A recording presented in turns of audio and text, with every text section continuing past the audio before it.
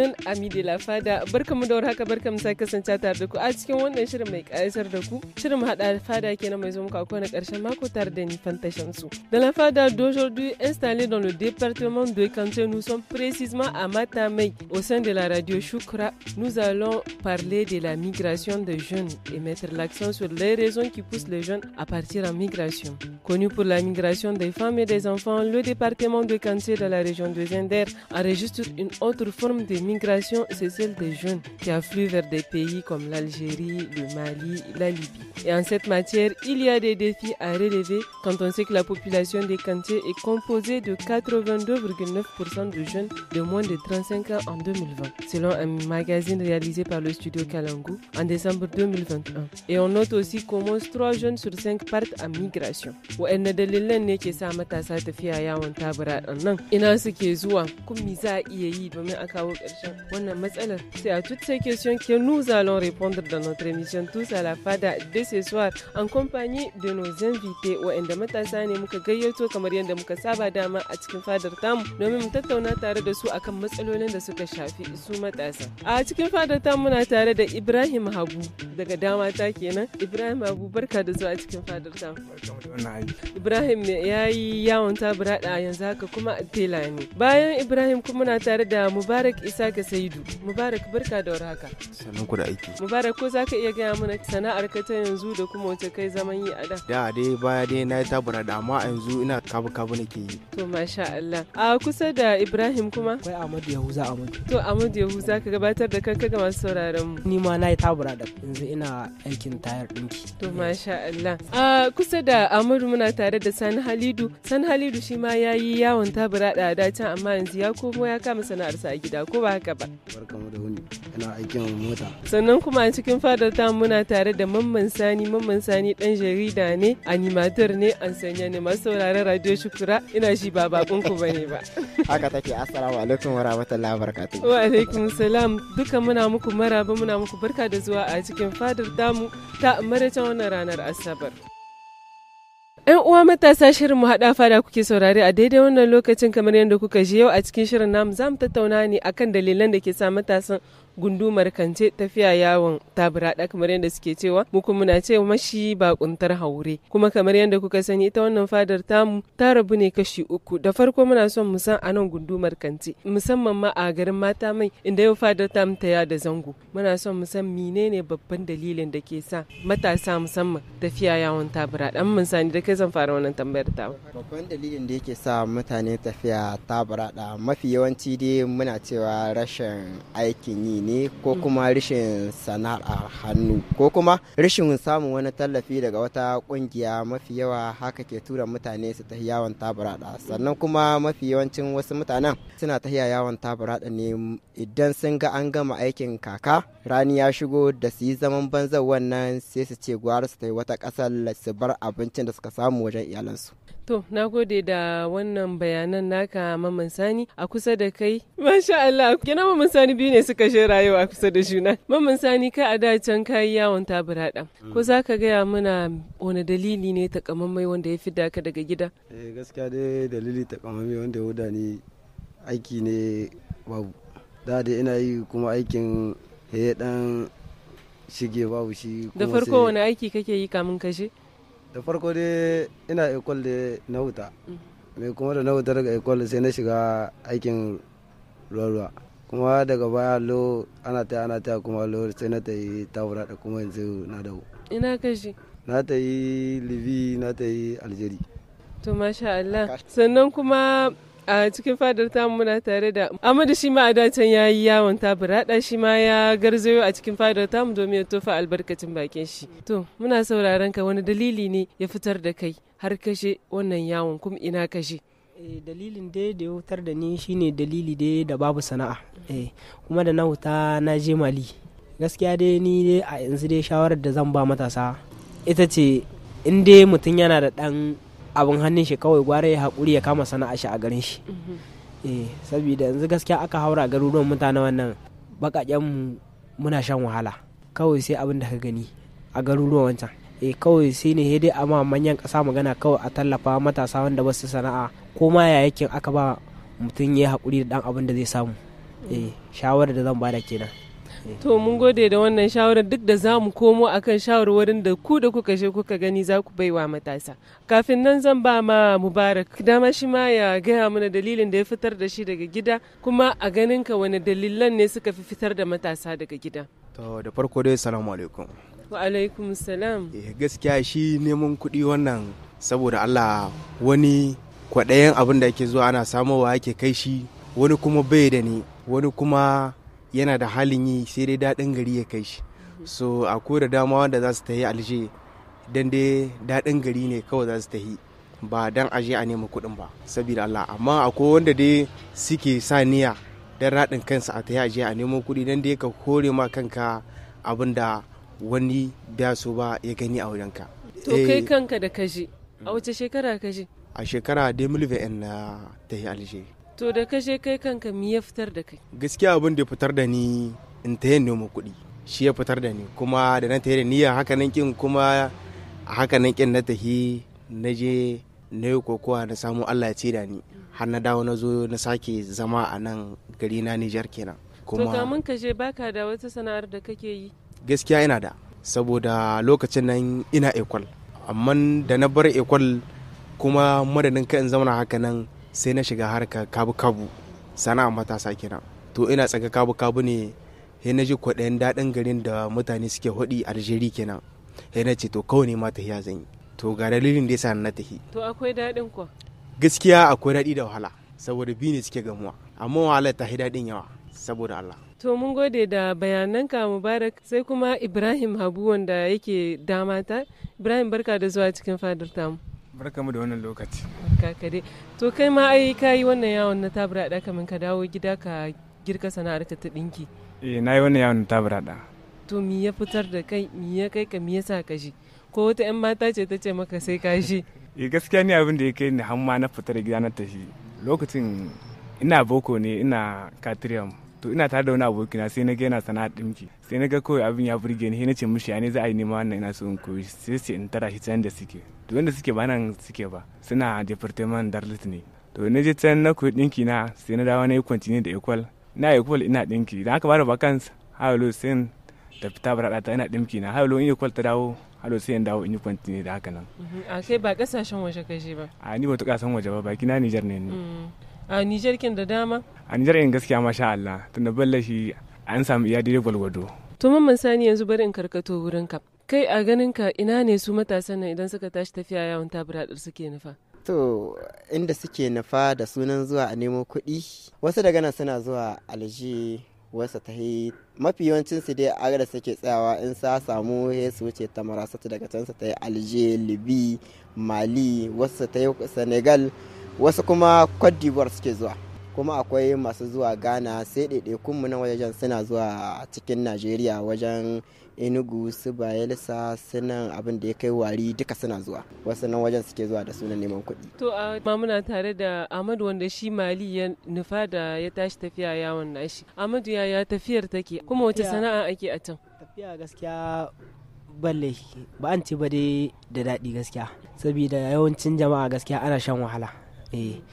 Yanzu in dai tahiya ma aka tashi daga Arlit aka tashi, in dai ba tahiya kwamba ba ce, tahiya ce ake cikin risk, kuna gamuwa da bandi don a hanyar nan inda suka tambaye ku abinda suka tambaye ku, wanda ba shida in baka da tsawon kwana ma sai dai suka shiga. To idan kuka je can wace irin sana'a kuke yi? In aka je can dai gaskiya babu sana'a da babu. Sana'a ga ta na iri-iri wadda mutum yake so zai fara. Mali Haruba, akwai ginin zinariya, ni ma dai na dan taba shi. Gaskiya amma dai ba gina ba na shiga rijiya, sai dai in an je an saro dutse haka an kawo mu sai mu nika hallo a ba wasu su tace su wanke sannan a hudda zinariya. To kafin mu ci gaba, yan uwa matasa masu sauraron namu, lokaci yana hararen mu kenan, zamu tsaya mu yi dan hutun na takaitaccen lokaci inda zamu baiwa yan matan studio Kalangu dama su fito mana da filin nan nasu mai lakani da La Rubrique Rose.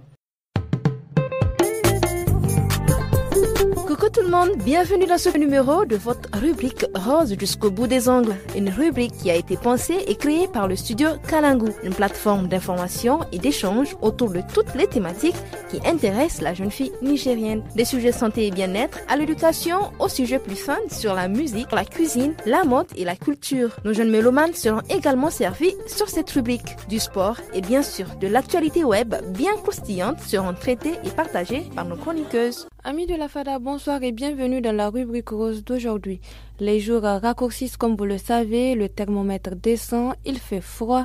Le vent et le froid fragilisent votre peau qui devient plus sèche. Pourquoi la peau réagit-elle ainsi? C'est parce que c'est l'harmattan. Lorsque l'harmattan pointe le bout de son nez, notre peau peut souffrir du froid et du vent et des écarts de température entre l'extérieur et l'intérieur de chez soi. Pourquoi l'harmattan fragilise-t-il notre peau?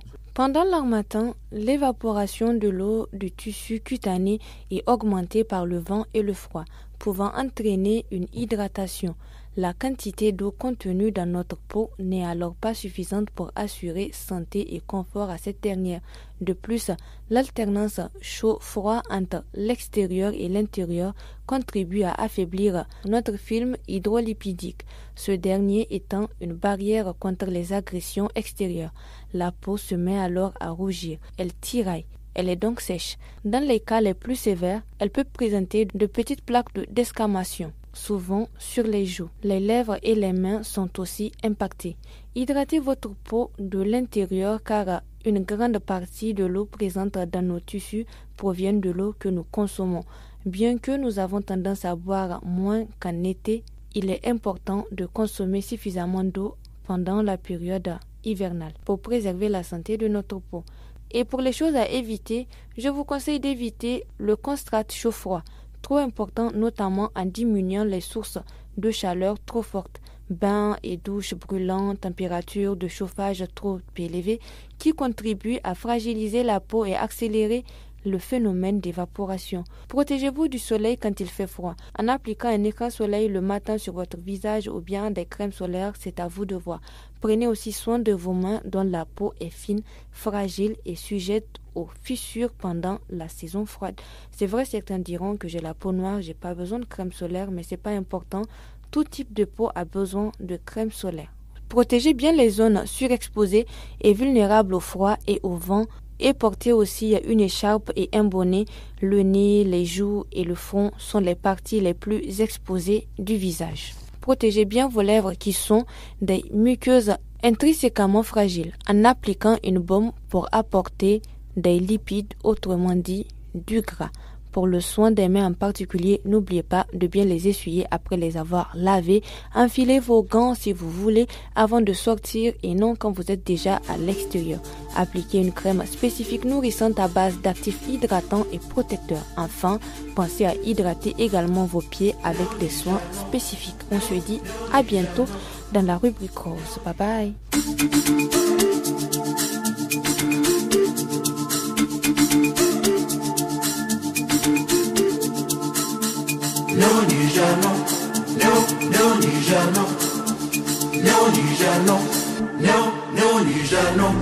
On est fiers de notre pays, vas-y viens on t'accueille là bien mon ami. No trouble just trust me, everything gonna be alright you know my man.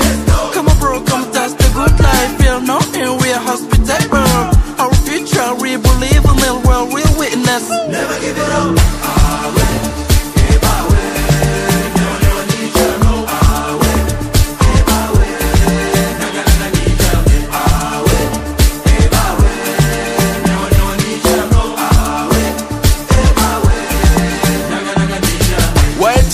Ba kuɗi waye ce ma ƙasa ta ba arziki waye ce ma talaka muke waye ce ma ƙasa ta a baya take waye ce ma ke yaƙi muke zo birni kaga kawai shagali muke amma piano da hausa muke daɗin kilishi daban da na a take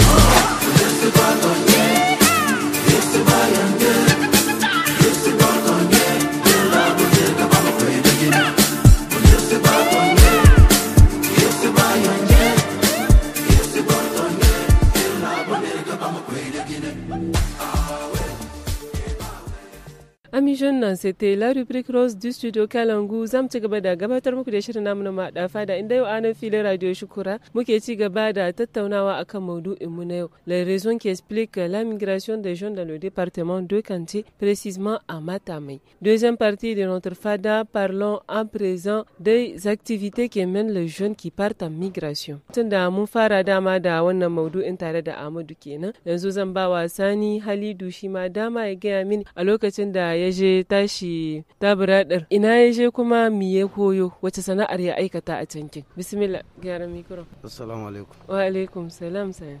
Ni lokacin da na tayi Libi na yi wankin mota a can. Da na tayi daga Libi na tayi Alje kuma sai na tayi na koyi aikin fantir kuma Allah ya sa na iya shi sana'o'in da na yi. Duka wanga garuruwa na Laraba mutanen ka za su tare ka mai amman sukin ne ba za su tare ka ba saboda su inda mutum baka wata ne ko ba dan kasar su wani baka da takardar kasa kawai kai ba kowa bane ko wata dabba ma ta garin su ma ta yi baki muhimmanci a wajen su saboda suna wulakanta mutane sosai kawai dai Allah ne dai sa mutum zai ta yi dole in karga ka je sai dai ka yi hakuri da abin da ka gani tun da dama ba kasar ka wace. Sannan kuma an ce idan mutum ya je ma yakan iya gamuwa da ɓata gari tarbiyyar da kaktai da ita ba da ita za ka dawowa ba. Gaskiya dama mahimmanci a kashi 10 wajen kashi 8 in suka ta yi suna ɓaca saboda wanda ya sa da ya can ba ka da wanda za ka ɗan ji kuma shi haka ko yaunin shi kuma ga kana aiki kuɗaɗe suna zo ma akai ga abubuwa da ya haka da wanda ko ka yi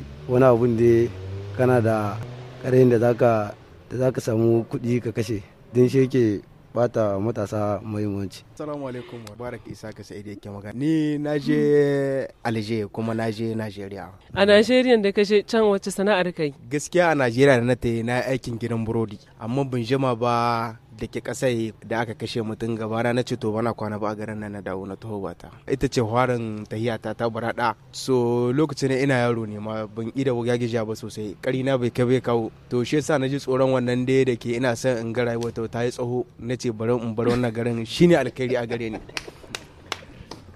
sai ka tattaro ka zo gida to ka samu abin da ma ka je neman so gaskiya lokacin da na tahi lokacin da naira tana da daraja na samu 40,000 na zo na dan dore dan kisa na mai na fara kuma na ga bata gyara ni na bi dangi da uwaye aka mun kudin mota na tayi Alje kuma can kin ma da aka ta yi shege ɗarin ce. Wai sai da aka maka kuɗin mota ma ka je? Gaskiya da aka mun kuɗin mota na ta yi Alje ta yata.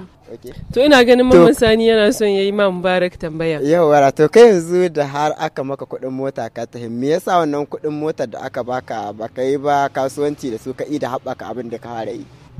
Gaskiya da na yi la'akari na gani ba ta gyara ni ba saboda a lokacin nan ina ganin satara wajen abokanai na da a farka haka to lokacin nan ni ban da ƙarfin sayan su mu kuma yanzu wani zamani ne ya shigo yanzu ko da na yan matan namu wanda muke soyayya in dai suka ga baka da kayan kirki ko wata sauralaka ta kirki baka da wani galihu a wajen su to shi yasa na takaicin ya ja na ce to kawai gwara a mun kuɗin mota a yi marɗa da za a yi in tahi. Kuma su iyayen da suka tattara kuɗin aka samu ka tafi su ma sun goyi bayan tafiyar taka. Gaskiya sun goyi bayan tafiyata. To ni Mamman Sani tambaya ta ana wannan yankin naku su iyaye suke son ƴaƴansu su tafi? To ai na gani da wane ce me ake cewa ba ta saka wani me ake cewa ji da Allah ko to in sun ga wannan ya tafi ya samo kuɗi su ma gurin su tayar da wani nasu ya je ya samo kuɗi ta hakan ne ma wannan matsala take sa sai ga wani yau ya tafi ta burada da sama da jika 500 wani ya tafi da sama da jika 700 amma bayya kyashin yau a kamo shi wai na sefa zancen sefa fa kwarai da gaske bayya kyashin a amso kuɗin wannan a amshi a maido shi kaji yayi rantsuwa ce wannan satin ya samu kuɗi sai ya koma. Ni ko gani nake shika 700 shika 500 sun ishe ka girka sana'a ta kwarai a ƙasar ka. Haka ne sun ishe ka amma gurbatar da tarbiyyar da ake cewa gani ga wani ya tsishi wani tsoron Allah shine mutane ban ma yin la'akari da shi misali anan shine ni na tafi yau na zo da Samsung saula ta jika 100 na zo da ita daga can kasar Larabawa na zo da ita cikin abokaina suna ganin ta suna jin daɗi suna ga sauƙin aiki a gare ta a guri na wani ma ya fara jin a shi ma in ya tafi hakan zai samu he ya mance ko in ɓoye irin wahalar da na sha da na gani a can in na zo sai in kuce mishi kam yi wannan ai ba komai bace ba, ai kafin in zo ma ni ne gidan wancan, kafin in zo ma daman na yi arme, kafin in zo ma babana wani ni na kai shaji, wanda wannan ni kuma a ɓoye bana gaya mashi ba irin matsalar da take fuskanta ta ko irin matsalar da na gani, bana taɓa ce mashi ba a kafin in tahi mun wuni binci ba, a'a kafin in tahi da na je can an sha a biyo mu muka sha shegen kashi, a'a kafin ina can gurin an kama ni har kaso na yi, bana gaya mashi ba wannan in bar shi in ce in yaje ya gani, to in yaje a cikin wata muguwar sa'ar sai haka in ta faru, sai kuma ya zo ka ji wasu suna dan dana sanin, amma dan dana sanin gobe su samu su koma ne kuma to ku kun shi abin da Maman Sani ya faɗa. To gaskiya shi a da ya faɗi haka ne mai, amma a yanzu irin rayuwar da ake tahiya in dai har kana da kuɗi wanda suka jarce jika 500 ba kwa bai ke da cewar zai fita ya tafi ya je samu wasu kuɗin ya dawo, saboda wannan kin sun ishe mutum in dai har kasuwa ce zaka tsaya ka yi, in dai har ta kirkice wannan nake gani suna isa a yi.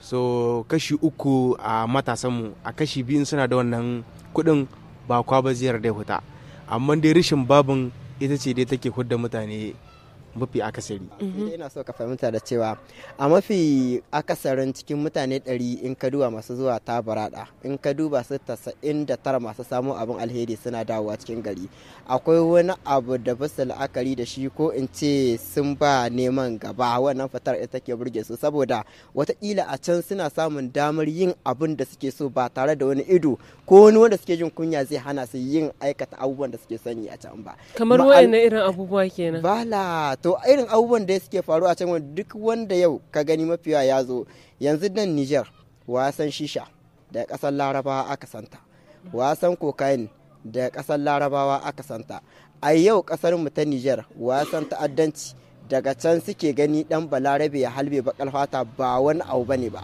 Sannan irin wannan lalata rayuwar 'yan mata da suke ƙara faruwa daga kwaɗan jarabar son kuɗin da ake sawa a rai, wannan abin yana daga cikin abubuwan da mutane suke samun sassauƙi a yi a can su yin gayi, sai kuma shaye-shaye wanda yanzu ya zama ruwan dare ga duniya. Shaye-shaye yau dan gidan kowa ne, ko da ke daman masu faɗar Hausa suna cewa shaye-shaye baya da gori, to hakikanin gaskiya yau shaye-shaye ya zama dan gidan kowa. Wasu suna kallon mai shan sigari dan iska dan shaye-shaye, wasu kallon mai shan wiwi dan shaye-shaye, wani mai shan drug dan shaye-shaye, alhali ba su bane ba yan shaye-shaye. Cikakken dan maye, cikakken dan shaye-shaye shine mutumin da zai ki tallafa wani ya janyo shi tafiyar da shi hanya, wannan shi ake kira dan shaye-shaye ko da baya sha. Nagode sosai Maman Sani. Nous allons faire une petite pause en musique avant de continuer ces discussions.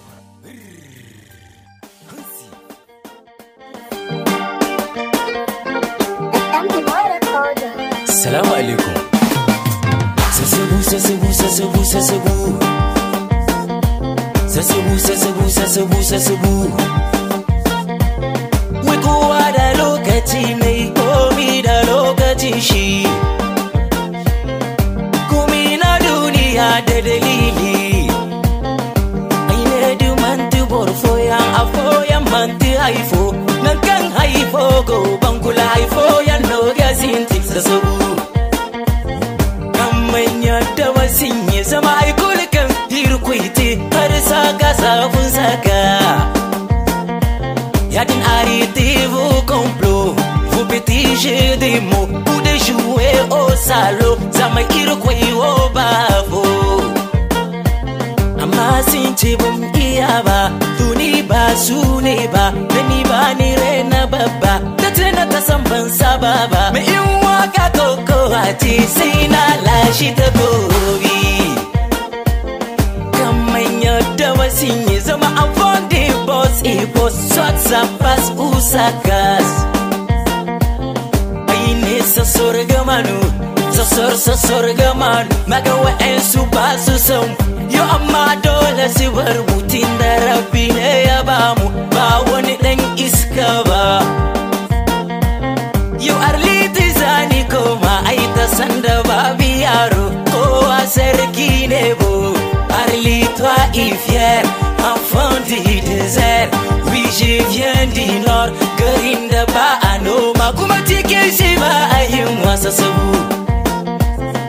Borkulu de ginga wade, masuo kala hansi, linkin si hansi idan stone ga fungu Sabrina baba yadin balkisa kurinye na ga gaskiya ne wasu ƙarya suke yi Rashidi na ga tebo wai Farida kurinye wai ORTN ismo sinanodo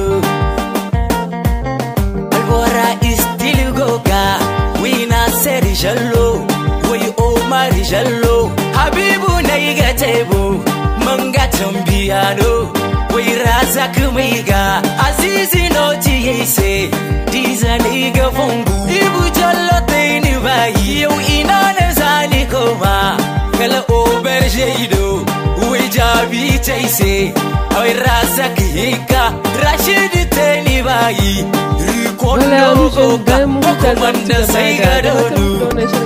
da fada kan maudu'in mu na yau wato dalilan da ke sa matasan yankin Kance tafiya yawon taburada ko bakuntar haure. Bayan mun ji muhimman dalilan kamar yadda bakin namu na fada suka gabatar muna, sannan kuma mun ji irin illolin da ke tattare da wannan yawon na taburada. A yanzu muna son mu san wace hanya ce kuke gani ko a matsayin ku na matasa ya kamata a bi domin a magance wannan larurar. To Ibrahim bismillah. Wa alaikum salam. Abin da ya kamata a dinga kama matasa saboda wannan tafiye-tafiye yawon tabura dai shine na farko wasu na da karamcin aikin yi shine sa suke tafiya. Saboda a ce za a raksa musu kamo wannan harkar aikin hannu ko a ce akwai jarin da mutum kura ɗan kaɗan ne zai dinga juyawa da yana samu. To shi ma zai mura ne zama na ƙasar su ya dinga kasuwa ciki shi ma har aji ya ƙara wasu wannan ma gaskiya yana yi. Saboda yanzu wasu rashin aikin hannun ko kuwa rashin yadda za su rika samun na bukatunsu shine mai hudda su amma su tayi wani wuri can daban amma da ce an samu musu wani abu wanda zai dinga dan taimaka musu ko da kamar harka buɗa musu ko da wata society daban da za ta rika kawo musu suna aiki da a ciki ana biyan su to wannan ma gaskiya yana yi tunda su ma sun yi sha'awar ba har ma su ta daga kasar su su ta wata ƙasa can daban ana musu wulaƙanci daban. Na gode sosai Ibrahim, amma ni abin da nake son in sani wa a wannan yankin babu noma ne, na shi kowa yana zancen yankin hannu. Bismillah Maman Sani. Ai dole ma in yi zancen wannan tunda ya taɓo min inda yake yi mana kaikai ya ce a taimakawa matasa gwamnati ta yi sosai ta yin gaba da to ba nan gizo ke saka ba. Inda take ɓacan shine yau matashi ya fita tabura da ya zo gida da jika 100 ko jika 200. Ya sabko da ita gida Allah ya taimake shi ya samu yana wuya wai kai ni matsalar ma baka ganin mutum ya je da 700 ya dawo da 200 to ai hatta kamar a ce ka tahi ne da jika 500 an kama ka murde ka matse ka boye ko ka aiko gida kafin ka zo kana da jika 200 ko jika 100 yanda ake samun matsala ana ita ce a can wani tanawa wankin takalmi yake wani gadi ne yake wani aikin gini ne amma da ya zo nan gida da wannan jika 100 tashi ko jika 200 sai ya zamna mu a nan garin mata mai ko in ce yankin nan na kanci har akwai wani yan shaida da ake wa dan taburada yau misali aboki na zo daga taburada sai ka an ce mu je mu dora mai ita mu je kenan mu hau saman kanshi abin nan da ya kawo su za mu zamna mu ta kwankwatsa ana mishi fadanci mun cinye ras shi kuma gajiya ta suke shi to kuma ya fara yawon tsantsan shirme a saman titi da mu da su to bayan nan abin da yake bada takaici babu kamar in ka zo da yan kuɗin sai ka gani sana'ar da kake yi a can yanzu in ka zo nan gida ba za ka yi ta ba kuma ka rena ta ko dan ka yan mata su ganka ko kuma ban sani ba samarin ne sauran abokananka a ce wani ya shi ya dawo wai amma ya dawo ji shushana ne zai kawai kai fitar ka wannan kai fitar banza ko kuma baka kama ba kasuwancin da zai haɓaka maka wannan kuɗin da sai dai ka zamana ka yi ta kashe su kai ne wajen waccan zawara kai ne gurin waccan budurwa kai ne da zama da waccan abokanai da ƙarshe he kuɗin sun ƙare kuma ka fara neman sai da ɗan abinka mai muhimmanci har lawa ka ce ka koma to ni wannan abin ya fi komi bata mana rai. Idan aka koma akan zancen da Ibrahim ya yi yana zancen a tallafa wa matasa a samu musu aikin yi. Tambaya ta kuma zan ƙara komawa akan ta babu noma babu kiwo a wannan yankin. A gaskiyar magana gaskiya noma shi kaɗai bai saboda me noma bai shi yanzu noma an aka ce ma babu kuɗi hannunka an tasa zama natsi saboda me zama natsi aiki ne wanda za a ringa yi na koda yaushe wanda kai ɗaya ba ka iya yin shi ba surtu ma aka ce gonar taka tana da faɗi kenan in babu kuɗi noma dai bai ba dole sai da kuɗi noma yake yin daɗi. Amadu ka yarda da wannan zancen? To a gaskiya dai noma haraka ce wadda dole sai an zuba kuɗi ake samun kuɗi. Haraka ce wadda in dai kana da wasu 'yan kuɗaɗen ka su kai ba suka kawo, gaskiya ba haraka ba ce kawai, sai dai ma a tayi kawai. Gaskiya hirar tashi ce a tada zaune tsayen, sai ka je ma ka zuba 'yan kuɗaɗen ka, in babu wanda zai dan kama ma, ko kuma 'yan kuɗaɗen ka da suke hannunka kawai ka je ka zuba ma gona kawai, kuma ba a mamaida ba sai dai a waɗi. Wato sai an yi gayya ake noma ko? A gaskiya dai sai an yi gayya ake noma, saboda kayan kuɗi dole neman kuɗi sai an kashe kuɗi ake shi. To ina shi Mamman Sani ta yawa to baki shi na kayan kuɗi motsi. sai da kuɗin ake samun su, amma harkar noma mu a nan zan iya cewa gundumar mata me akwai mu da noman rani, sai dai matasa ba sa yi, sai dai a bar Ba su hilin yi ko ba hakan. su son yi? A'a ba su yi ne, domin akwai hilin Allah ya ba mu ruwa, kuma kasar mu tana amsar kowanne. Matasa ba su yi, da nace ba su yi akwai illa babba a gurin, tunda in ba su sanyi ne to watakila ana ba su kayan aiki da iri, su ne suke janye jiki, to amma su ne ba su, ma'ana babu ma tallafin da ake ba matasa abin da ya shahi noman rani. Abin kullun da an ɗauko ci gaban mai gida rijiya ne. In yau aka kawo taimakon da za a ba matasa da sunan noman rani, to hakikanin gaskiya yana wuya a cikin matasa 1,100 kusan 3 da suke nan, zai wuya a samu mutum 150 ko mutum 50 matashi. Na ce matashi a na idanin cewa wanda shekarun shi ba su wuce 20 zuwa 18 ba, wanda daga ciki su ma za a zo a sallame su a bada. Mafi yawa uwayenmu suke mana shishigi su je su amshe abin, kuma mu bamu isa mu yi magana ba, in kai magana sai a ce da kai da rashin kuma ne manya su kubule ka. To a ganin ka idan aka tallafa matasa ta wannan fannin, shi ma zai zamanto daga cikin solution? To ai sai da gwadi jirgin sama ma ya tashi, a gwada mu mana a gani, ba ga gurin nan ba su dangana in an kawo abin da sunan mu su yin gaba mu su ce mu je mi, su dangana su gani mu gwada, in ya so sai su ba da himma ko hujjar dalilin da yasa ba su bari a babu. Da fatan wannan kuka ko in ce wannan kira naka ya isa kunnan da ya kamata. Hakan nake fata. To masu sauraron mu, kun dai shi yadda tattaunawar tamu ta kasance tare da matasa wanda suka bakunci fadar tamu ta yau, wanda suka karbi kiran namu suka zo muka tattauna tare da su akan bangarori daban-daban wanda suka shafi yawon tabura. Da kafin mu rufe filin namu, za mu gayyatar muna da chronique tasa ta inin yau. Amis jeunes, amis de la Fada, bonsoir et merci encore pour votre fidélité. Pour la chronique d'aujourd'hui, l'actualité oblige, nous allons parler des fêtes de fin d'année. La période des fêtes de fin d'année est toujours un moment festif pour les jeunes, pour célébrer les dernières heures de l'année qui s'achèvent et les premières heures de celles qui s'annoncent, en souhaitant des merveilles. Du coup, les festivités s'étendent souvent jusqu'au petit matin. Si certains font des sorties en couple dans les bistrots, les boîtes de nuit et les coins branchés, d'autres se retrouvent en famille ou encore entre amis. Pour les jeunes, cette période clé est une façon de fêter à la fois traditionnelle et originelle, en favorisant les liens de la bonne humeur au sein des clans, des groupes, des clubs et fadas. Jadis, c'était des cartes personnalisées que beaucoup d'entre nous présentent en quelques mots les souhaits de bonheur et réussite pour l'année à venir. Elles accompagnent parfois des petits poèmes ou des citations reflétant l'esprit des festivités et de la saison. Cependant, force est de constater qu'avec la nouvelle génération, les réseaux sociaux sont utilisés pour partager des photos, des vidéos, mais aussi des vœux adressés à un public large en un seul clic. Haka ne ƴan uwa matasa na muka kawo ƙarshen shirin namu na mu haɗa fada na maraice wannan ranar Asabar. Aujourd'hui nous étions en compagnie de Ibrahim Habu, wanda tayar ne amma a dacen shi ma yayi yawon neman kuɗi. Mubarak Isaka Saidu shi ma yayi yawon neman kuɗi amma yanzu haka yake sana'ar kabu-kabu. Sannan kuma a cikin fadar tamu mun karɓi bakuncin Amadu Yahuza, tayar ne shi ma wanda yayi yawon tabura da dacen. Sani Halidu Ibrahim shi kuma revendor ne na mai, da Mamman Sani journalist ne, animateur ne, enseignant ne. Tare da su kamar yadda kuka ji mun dauko maudu'in da ya shafi les raisons qui poussent les jeunes à partir en migration, sannan mun ji wa'anne irin wahalhalu da kalubale ne matasa ke fuskanta idan sun je, sannan kuma sun bada des pistes, des solutions pour solutionner ces problèmes. Dans le département de Kanté, nous sommes précisément à Matamai au sein de la radio Shukura, et nous allons prendre congé de vous na zamu yi bankwana, sai kuma gobe idan Allah ya kai muna rai inda zamu dawo muku da wani sabon shirin, amma kafin nan ku ci gaba da kasancewa da shirye-shiryenmu na studio Kalangu. Ma'assalam.